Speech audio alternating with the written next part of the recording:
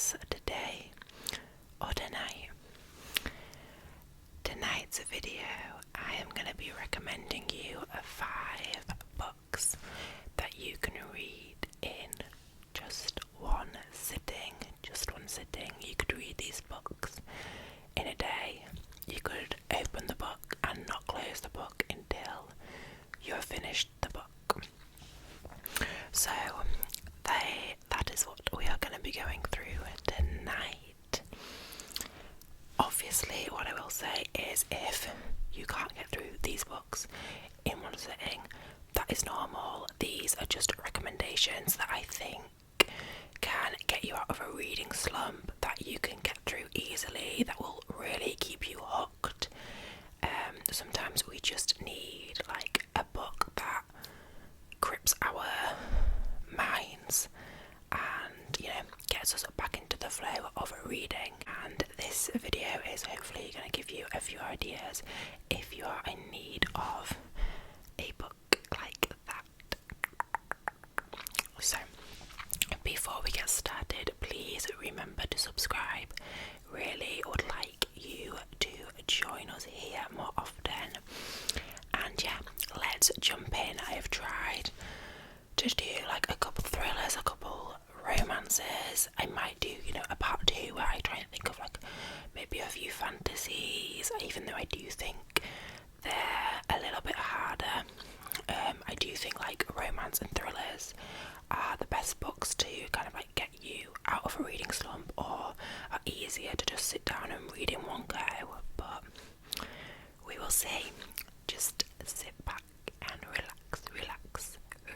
So we are starting off with a thriller, and personally I think thrillers are like the easiest books to read. I think they're the books that are most likely to like keep you hooked and to be able to get through quickly.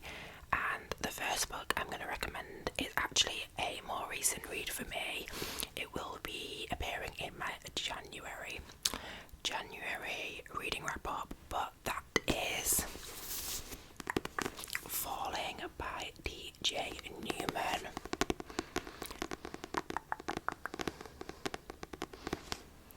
Falling by DJ Newman, and as you can probably tell by the picture on the front, it is all based around an airplane.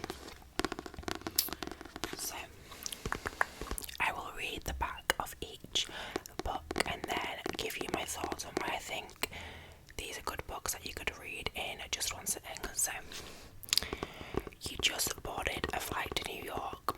There are 143 other passengers on board. What you don't know is that 30 minutes before the flight, your pilot's family was kidnapped. For his family to live, everyone on your plane must die. The only way the family will survive is if the pilot follows his orders and crashes the plane. So it sounds as if you're going to be reading from the point of like you actually being a passenger, but it's actually written in third person. So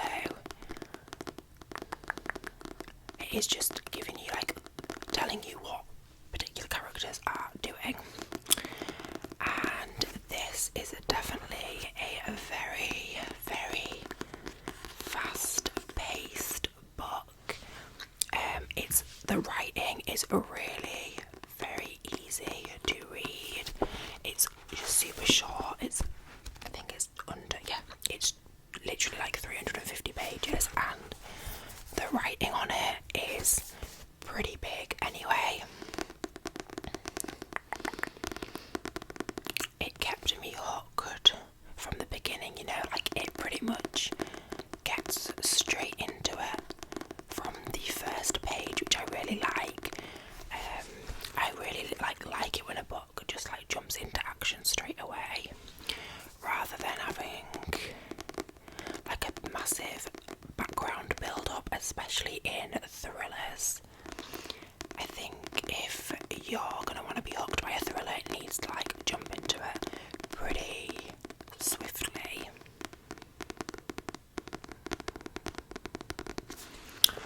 If you have seen the TV series Hijack with Idris Elba. This is very similar. There are some, bits that are different, but if you enjoyed that series, I think you would definitely enjoy this book. There are, some corny and far-fetched scenes, but I think just like with every action film, this book is no different to that. This really does play out like a film in your head, and I could definitely see this being adapted as a film. It is one that I would go and see at the cinema.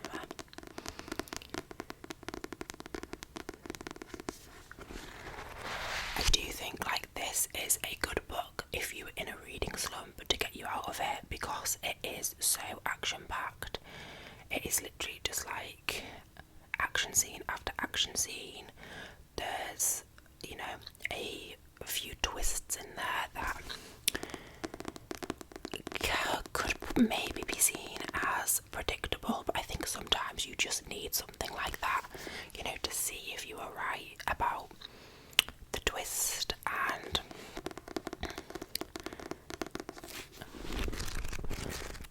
but to also keep you on the edge of your seat. So I personally did read this. I read this in a day, and I've thought about it a lot since. What I will say, some of these books, I don't think a single book that I'm going to recommend, maybe one of them, I gave 5 stars to. Most of these books I did give 3 stars to, 3.5 stars. So yeah, enjoyed them all, but are they my favourite books in the world? No, but I do think they are super good for just sitting and getting through and remembering why you really enjoy reading. So definitely Falling by TJ Newman if you wanted to just sit down and read a full book, or just needed something to occupy your mind and take you on a little wild ride. Next we have a romance book, and I have spoken about this series in loads of my other videos, but I'm going to just say the first book in the series because it is the book that got me into the series, obviously, and that is Flawless by Elsie Silver. And I'm sure if you are into reading, then you will have heard of this book. It is the first book in the Chestnut Springs series, and it is under 400 pages, which I think romance books should be under 400 pages. So it says, the rules were simple: keep my hands off his daughter, but now I'm stuck with her. There's only one bed, and well, rules are made to be broken. I'm the golden boy of professional bull riding, or at least I was, until it all blew up in my face. Now, my agent says I have to clean up my image, so I'm stuck with his ball-busting daughter for the rest of the season as my full-time supervision. But I don't need a goddamn babysitter, especially one with skin-tight jeans, a sexy smirk, and a mouth she can't stop running. A mouth I can't stop thinking about. She says this means nothing. I say this means everything. She says there are boundaries we shouldn't cross, that my reputation can't take any more hits, and neither can her damaged heart. I say I'm gonna steal it anyway. With this book, I would say the characters are all likeable. It has a fun plotline and it has a decent smut, which is, I think, everything that you need in a romance book. I would also say that the characters' backgrounds are really interesting, and I think they're very well developed, and it gives the book that extra layer.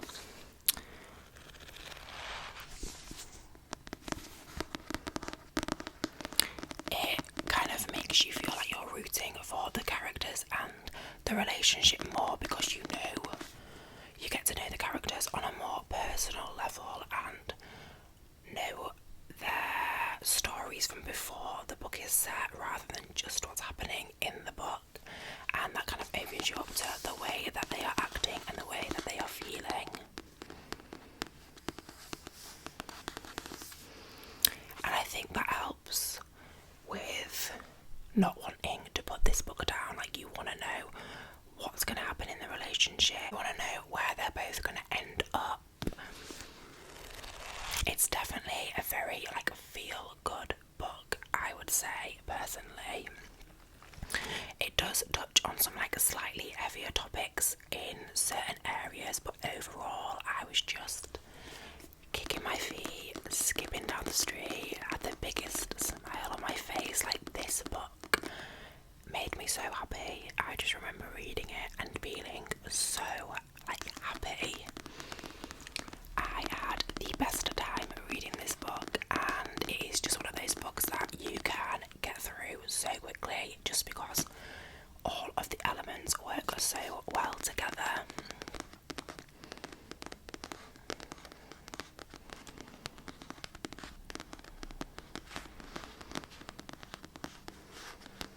Setting, you know, it's a small town cowboy romance, and where it's set, it's just like picture perfect as well. It really kind of like transports you to a different place, and I love it. I really, really love it. Like, if I ever just needed a book to like pick me up when I was feeling down, or just to have like loads of fun with, like, this would be the book that I would recommend. Like, I could just sit down, read this entire book, and just finish it feeling really good, really positive.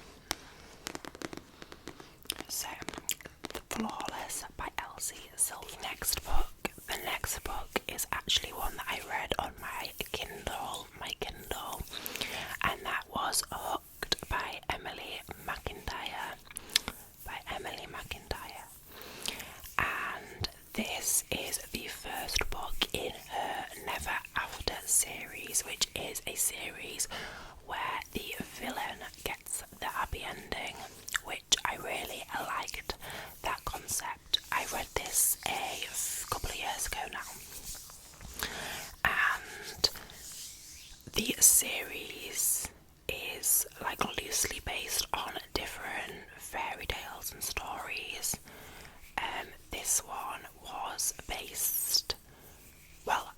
This one was inspired by Peter Pan, if you couldn't tell by the title. And it had a lot of, you know, Peter Pan references throughout. It isn't a fantasy series though. This is a contemporary romance series, dark romance series. And the reason that I would recommend Hook for books that you can get through in one sitting is because A, it is very, very short on my Kindle. The Kindle edition is under 300 pages. Which is literally shorter than like some novellas I've read. And there is action on every page, literally. Every page has like some action going down. And this follows James Hook, and he is kind of like a business man. He owns a club, and he has a rival, like a nemesis called Peter, whose daughter Wendy goes to James's club one night, and he thinks, oh, I could use her as a pawn to get to her father. But they get a lot closer, and you know, unexpected feelings start to happen. So, you know, this is a dark contemporary romance, so there is spice in it, and it's consistent, but it's also well done. It's not like put in random places where it doesn't fit. It's not overdone. It's, you know, just right. It's well written. And there are a lot of twists in this book,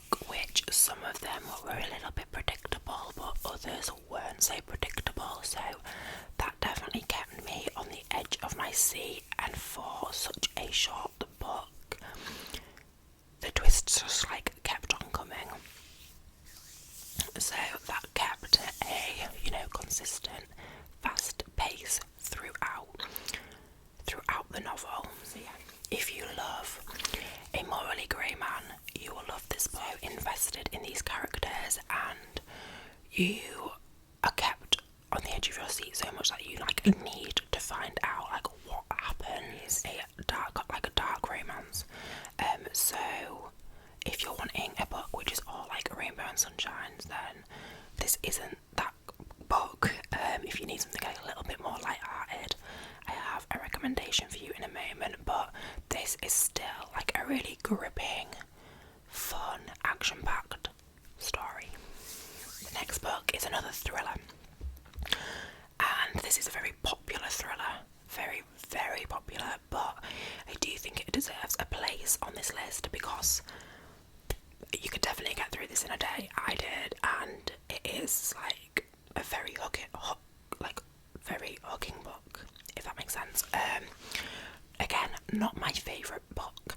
I had a few issues with this book, like in hindsight and when I was reviewing it, but overall, there's no denying that this book will keep you on the edge of your seat and will keep you turning the pages, and that is Verity by Colleen Hoover. And I am not a massive Colleen Hoover fan. I've only read 2 of her books. The other book that I read, can't even really remember it, didn't particularly enjoy it. I gave Verity like 3, nearly 4 stars, but not quite 4, but there is no denying that this is a page turner. So, it says, Lowen Ashley is a struggling writer on the brink of financial ruin when she accepts the job offer of a lifetime. Jeremy Crawford, husband of best-selling author Verity Crawford, has hired Lowen to complete the remaining books in a successful series his injured wife is unable to finish. Lowen arrives at the Crawford home, ready to sort through years of Verity's notes and outlines, hoping to find enough material to get her started. When Lowen doesn't expect to uncover in the chaotic office is an unfinished autobiography Verity never intended for anyone to read. Page after page of bone-chilling admissions, including Verity's recollection of the night her family was forever altered. Lowen decides to keep the manuscript hidden from Jeremy, knowing its contents could devastate the already grieving father. But as Lowen's feelings for Jeremy begin to intensify, she recognises all the ways she could benefit if he were to read his wife's words. After all, no matter how devoted Jeremy is to his injured wife, a truth this horrifying would make it impossible for him to continue loving her. And it does say that it has over 200,000 5-star reviews, so like I am in the like small majority of people who didn't give it 5 stars, but nonetheless I did really enjoy it and I did read it in one sitting. This again has a massive plot twist. It keeps you guessing.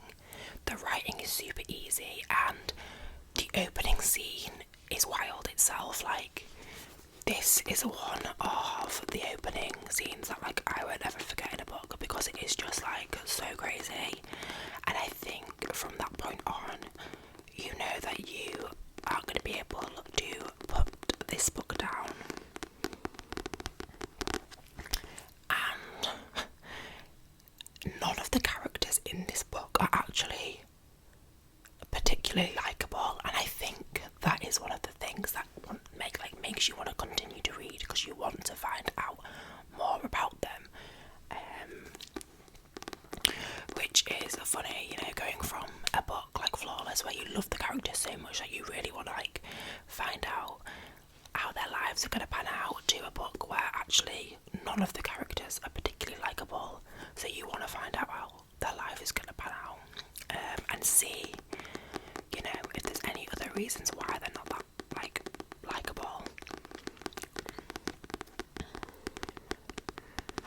I would also say like it's a pretty original plot. I haven't read or heard of books with a similar plot, which, you know, some thrillers can all merge into one, but this one does have an original plot.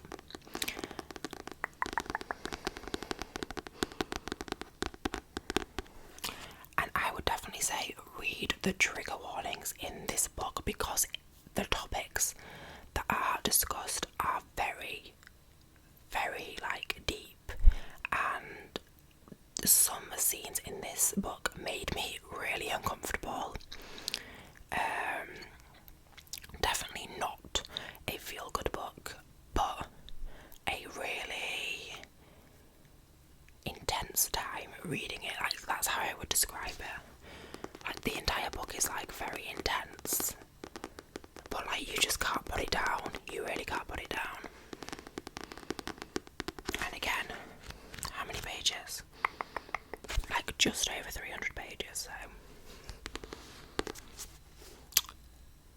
a very obvious pick, but one that can't be left out. And then the last book is a little bit more of a light-hearted one, and that is The 7-Year Slip by Ashley Bolston.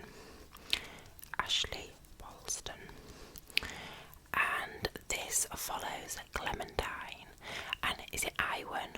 Is Iwan or Iwan? I'm going to say Iwan because that's how I said it when I was reading it.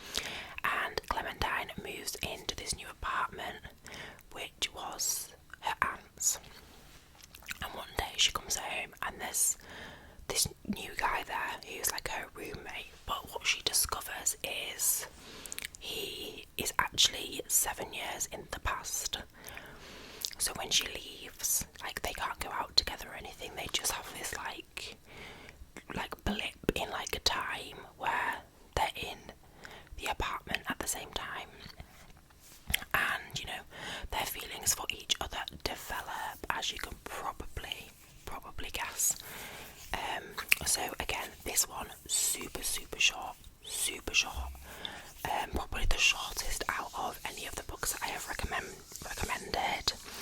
This one definitely is a little bit more kind of like light-hearted, I would say, even though it does take you on like an emotional roller coaster, and it is quite bittersweet.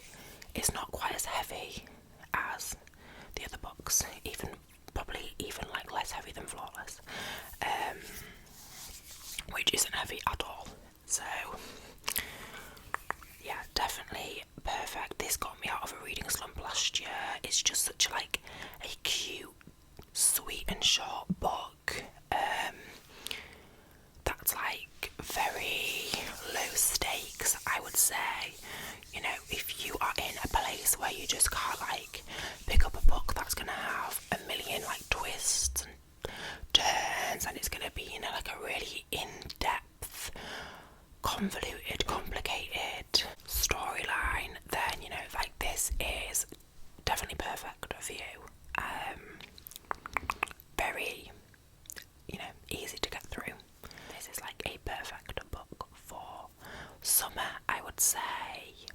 So yeah, I like reading it on a train or just in the garden when the sun is out at a picnic, just, yeah, something like that.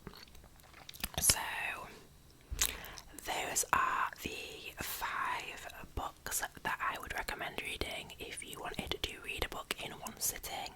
Obviously they are very different kind of like vibes, but I wanted to give you a few different like options depending on what mood you're in. Like I said, I might make a part 2 where I include some different genres, which I think would be fun. But yeah, let me know if you've read any of these books, and also I would love to hear whether you have any recommendations for books that you could read in just one